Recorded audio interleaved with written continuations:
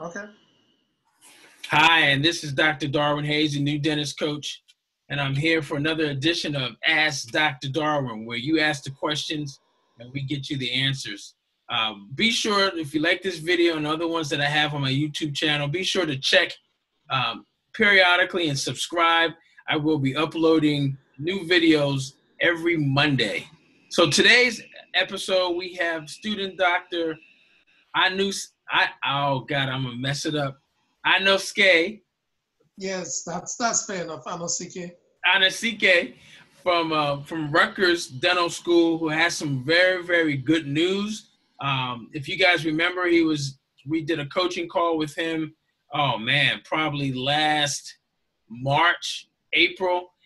He was applying to oral surgery getting ready to apply to oral surgery. He's now a D4 student, and he's got some good news for us. He's going to share with us. So, Doc, tell us about the results of your match. Okay. First of all, I would want to say good evening to everyone. It's about 10:13 p.m. Local time here, and I matched into OMFS at Howard University Hospital. Yeah, thank you very much. Congratulations, man. That's great. Yeah, thank you very much. I remember the last video we made, and the advice I was giving to people. At the same time, I was actually giving myself the same advice too. I think what advice I would give to people would be like, have a strategy, have a plan, and with a little bit of luck on your side, things could go the way it went for me.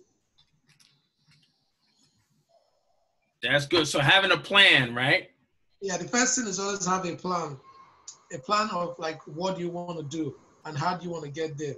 You want to get into oral and maxillofacial surgery residency program, so you have to have a plan. Like you list out what does it take to get into that residency program. So first of all, you have to have good grades in school. You have to do well in the exam, the CBSE exams, and you have to have a very good application, because it's just not one item that makes up the whole process of getting it. It's not just having good grades in school alone or having good grades in the exam. It also has to do with your application as a whole. What makes up your application? Your grades in school, your score in the exam, your references. You have to have very good references, excellent references. You have to get references from very good oral surgeons, and you just have to have the best references, because a mediocre or average reference would get you nowhere. Most people reading your application want to know you based on your application. And the best way to know you based on your application is not just your personal statement, but also references. Reference letters will tell program directors about who you are, because from a third party is describing you. Most times you would describe yourself in a positive light, but when a third party of a reputable standard like this, board certified oral surgeon, most times faculties or attendings in hospital or universities, they carry a lot of weight, because I think that happened to play a great role in my own application. I got very good reference letters, 4 reference letters. You can never have enough reference letters. That's one. Two, another critical aspect is the interview. The interview, most people take for granted, probably because they have a good grade in dental school.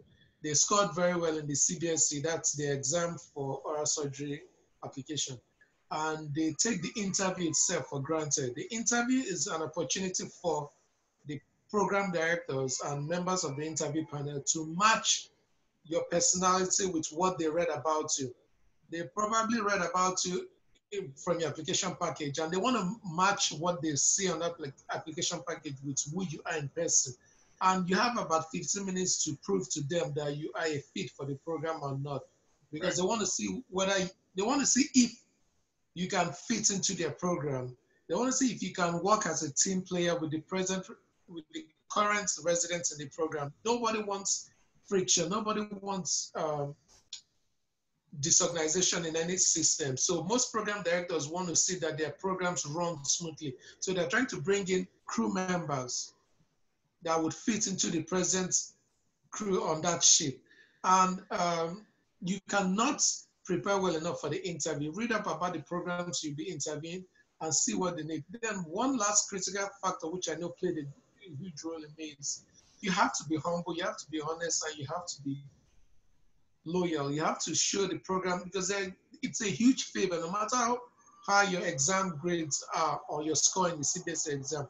Well, if you do not have any form of humility, loyalty, most program directors will be skeptical that if they bring into the program, would you fit, would you be able to work as a team player? I think these are the factors that play huge roles. Then again, other factors I think play a huge role. You have to know what programs you're applying to. You have to know, what does this program prefer? Some programs prefer very, very high score in the CBSE exam. Some programs are just after the CBSE exam. Some other programs are after your character. Some other programs want to be sure that you are highly interested in oral surgery. How much externships have you done? How much experience do you have currently? How do you prove to them that you're highly interested in oral surgery? You're not just interested in oral surgery for the name, for the dignity, for the other attributes of the profession, but you love the profession. Because remember, most program directors are gradually, or like they are like of a different generation, and they want to be sure that they are passing the baton of oral surgery to the future generation that will protect that profession that they hold dear to them. So you want to show to program directors that you are really interested in oral surgery, that you're committed to oral surgery, that you won't get tired along the way, you won't drop out, you won't get fed up with the frequent calls you would be on during your residency program. Oh man, that's some good stuff, man. So just to recap, some advice that helped you match into oral maxillofacial surgery. You mentioned your grades, the CBSE exam, the application, the things about having some really strong references, really doing very well in the interview. You got about 15 minutes really to show and make sure that what you're saying in the what has been said to you in the reference letters are actually what is coming out as part of your interview, and that they're also looking to make sure that you're a good fit and that you're a team player, and that you mentioned also another part of advice, that tip is being humble, having some humility, and whether or not you're going to be loyal to the program. And then the fifth thing that you mentioned was really knowing about the school, knowing what the school's criteria, what they're really looking for. And if you know that, that's going to help you become or be a very good applicant, and also be a good candidate face-to-face when you're meeting and talking to them. One last question I have for you, Doc, because I know you're still very excited, even though it's just been a couple of days since you found out that you matched. What would you do differently if you had to do this all over again, knowing what you know now, knowing the successful action that you got, which is you matched into oral surgery, knowing what you know now, what are one or two things that you would do differently, that you would tell people? I think one thing I would do differently this time around, you can never get enough of high grades. You can never ever get enough of high grades. So that's one thing. Like, make sure, like, if I was to do things differently, any opportunity I have, I would work on my grades and like the academic aspect of it. But that's one of the aspects I would do is probably more into like externship and research, in terms of researching in oral surgery and surgical aspects, because as dental students, we don't get much exposure to oral surgery. So I think, like, if you make out time in your busy schedule as a dental student to familiarize yourself with your oral surgery department and join a research team in your oral surgery department. Because at a time, it's beyond your grades, it's other factors that come into play. What have you done? How do you show you're much more committed towards oral surgery? And one last advice I have for people, which because during this application process, this is the first application, and I was very, very fortunate. I would want to use the word in capital letters, fortunate. I was very, very fortunate to have matched at my first application. I know very good candidates that have been unfortunate that they didn't match in their first, second, and even third applications. I'll tell them not to lose hope. But one thing I found out, or I noticed, it's ranking. Ranking. Most times, people either don't rank a program for certain reasons, or they don't rank the programs high enough, and it becomes a disadvantage. I see people getting interviewing, it gets going for like 20 interviews. It becomes a problem when you attend about 20 interviews. And to me, I think the more interviews you get, even though it could be a blessing, it could also be a curse, in the sense like with more interviews, sometimes you end up not ranking some programs, because I spoke with some candidates who, for some reason, did not rank some program they attended. They went for interviews at, and those could have been the programs that they could have been accepted into. That's So right. That's right.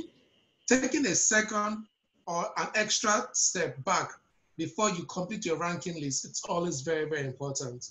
So many people take the ranking aspect for granted. They believe that the more interviews they attend, the more likely they will get accepted, and then they become choosy in which program. Do not underrate any program. Do not say one program is more inferior than the other. All programs are the same, in the sense that all programs give you a level playing field of becoming an oral surgeon. What differentiates you from the other oral surgeons is how much committed are you towards the profession? How much do you want to invest in learning the trades of the profession while you're in that program? So my little advice is, do not underrate any program. Do not take any program for granted. If you attend interview in any program, as much as possible, you have that, give that program the opportunity by ranking them. Many candidates lost out by not ranking some programs. Oh, wow. That's great. Yeah, I've had some residents that have done that went to a couple of interviews and say they went to 5, but they only ranked 3 programs. And you're right. They potentially left 2 other programs out on the table that they could have matched that, but they didn't rank it. Hey, Doc, hey, I'm so proud of you. Thank you very much. I'm so glad that you ranked, and you're right. It's a blessing to be able to go through the process once and be successful.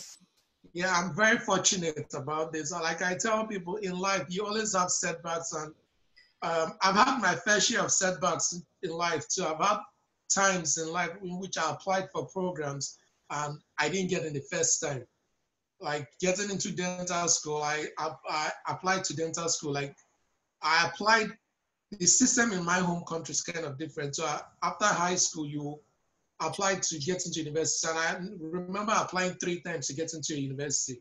And even though I didn't choose dentistry, but dentistry chose me. So, yeah, so I'll tell people, don't lose hope, don't give up. If oral surgery is something you love, it's something you see as a passion. You wake up and you go to dental school and you love the oral surgery department, don't lose hope. Keep trying. Apply as much as you can. Improve every time you apply. Make sure there's something you improve or that has been improved in your package, not just your exam score, but your references, how you behave during interview, how you interview. You remember, you're not coming to an interview to be a boss. You're coming to an interview to ask for a job. You're coming to an interview for asking the program director and the panel of judges to give you an opportunity to join your career path, something you love. So that's just my advice to everyone. And always rank all programs. If you have the opportunity, rank all programs you interview at. Yes, yes. Hey, man, thanks so much for your time.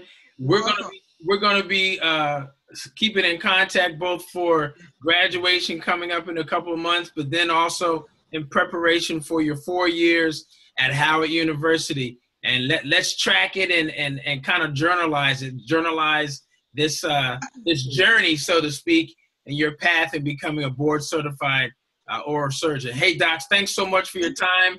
And hey, tell us how can people, if people have questions that are, other people that are going to be applying to oral surgery, if they want to reach out to you and maybe ask you some questions to get some points, some pointers and some tips, how can people reach you? My email address, it's nnamdi.anosike26@yahoo.com. I just joined Instagram. If you search with my email address or my first name and my last name, Nnamdi Anosike, you would find me on Instagram. Also on Facebook, Nnamdi Lawrence Anosike on Facebook. With my email address and my first name, middle name, and last name, Nnamdi Lawrence Anosike on Facebook, as well as my email address on Instagram, you would find me. Okay, sounds good. What we'll do is we'll post it down here somewhere so that people can see it for the video. Hey, thanks so much, Doc, and congratulations again. Hey, if you guys out there have a similar story that you want to share that may be very helpful and very inspirational, like Student Dr Anosike, like his story, please send me an email at newdentistcoach@gmail.com. newdentistcoach@gmail.com. Right here. Send me a quick note there, and we'll get you on here so that you also can share your success story, so that you may be a blessing to others that are coming behind you, or if you have questions on how people do it. So thanks so much for your time, man. And we'll see you. Anytime, okay? Sounds good, man. Thanks so much. See you later. Thanks again. Bye.